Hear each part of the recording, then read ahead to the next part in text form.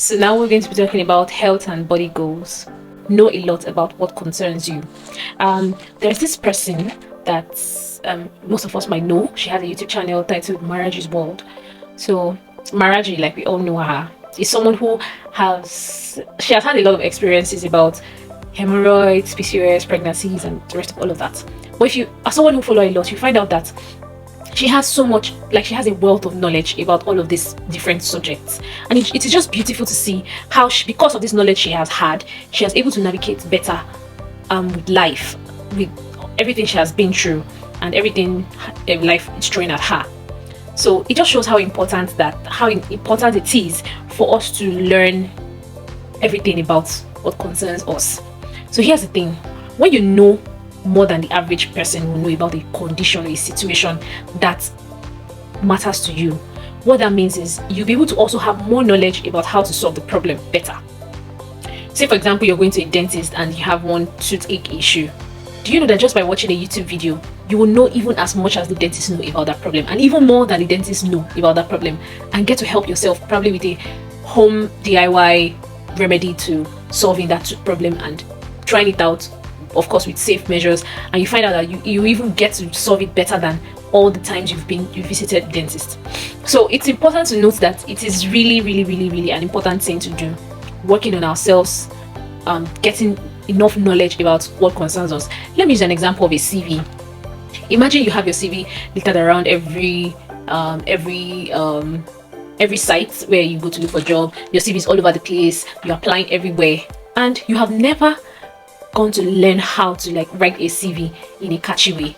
You've never seen a YouTube video teaching you how to make your CV more attractive.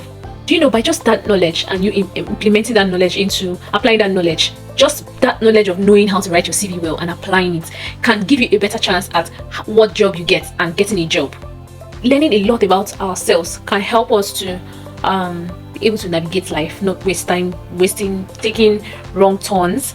It can also help us avoid stagnation and do things that are counterproductive. You can imagine if you didn't know that you have 3 openings: your urethra, your vagina, and your anus. Imagine you didn't know it. You didn't know. Just imagine.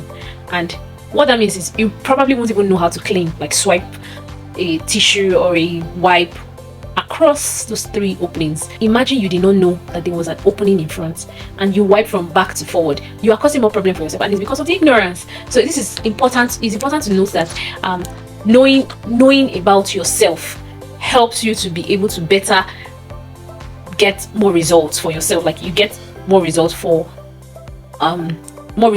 in different aspects of your life because you now have more knowledge about those things. Learn a little about everything. What's happening around the world, just by typing the right questions in Google or watching a YouTube video. You can learn something today. You can learn something very quickly about something you never thought of. Can give you even insights into things that matters to you. So just learn. Create the habit of always checking things out. Don't wait until it confronts you. Don't wait until you're confronted with that question to answer it before you go to look for the answer. Wear that I learn everyday cap, where you don't wait until life throw questions at you before you start looking for answers to them, because by that time you may be too late. So it's important to learn all the time. Wear that learning cap where just by someone saying something and something you don't know just comes across you. It might be a new word, it might be a new disease, it might be a new happening. Look it up, check it. Don't just be oblivious of things. So this is not just about having knowledge about your body. It can also be having knowledge about things around you, happenings, sports, politics, whatever it is, whatever subject matter. But not just being in a know, having an idea is not good enough. So queens, please. In fact, pause this video now. I even forgot to say it when we're talking about time. Just like I said, pause this video and write down one value you want to add to yourself. Pause this video now and write down one thing you want to add to your time, so that you can manage your time better. Maybe you want to start doing something. Look for a time that you have always wasted, and you now want to utilize that time. Or look for something that you can do now to help you to utilize time better. pause this video and write it down. Then pause this video again and write down one thing that you want to learn, like you want to improve on. If you want to learn a skill, you want to learn something that's bothering you. Maybe you have a tooth issue, you have your menstrual cycle is irregular, and you want to learn more about it. You want to solve a problem. You don't know, maybe by learning more about it, you might find out you have a condition that, though it is happening to you now, if you can curb it now, it will save you so much trouble and stress in the future. Not that you are finding out in the future when maybe you cannot deliver, give birth or something, you now find out that you had one condition like that. Knowing it now can even be better for you. You know, things like that. Look for one thing that you want to know about yourself, or about the world, or about things, about your career, about your life goals. Bring it out, write it down, and fix a time that you say, no, it must not exceed this time. I need to work at making sure that I know this thing, so that you can be better at it.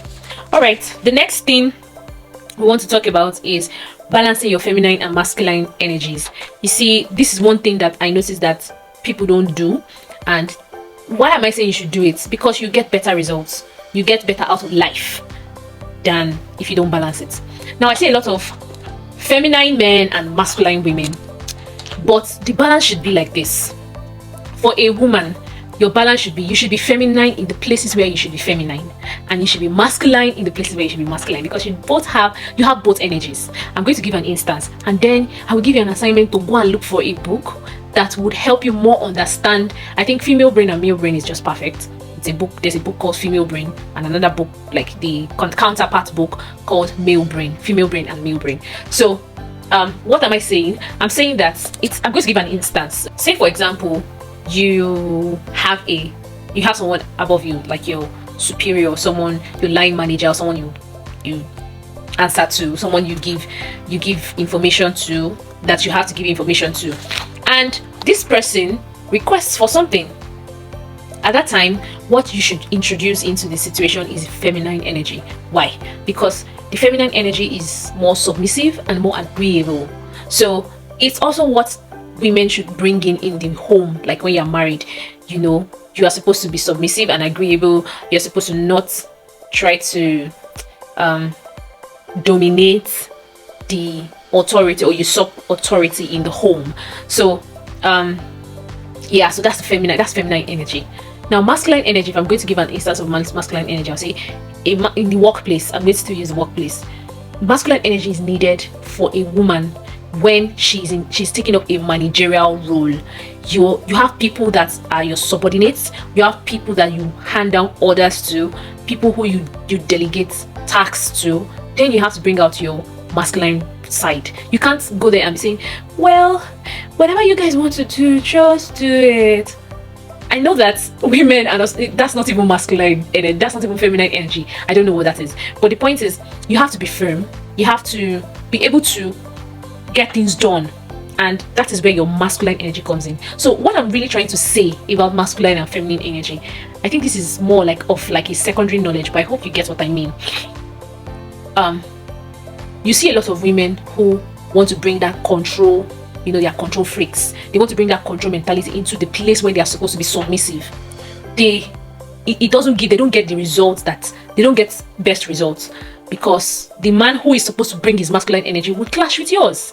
So your energy will be clashing with his, and ideally there's supposed to be higher energy and one who is submitting under. So for every point in your life, think of what energy you should be bringing. Say, for example, you're an athlete and you need to run on the track. While you're running on the track, what you're using is your masculine energy.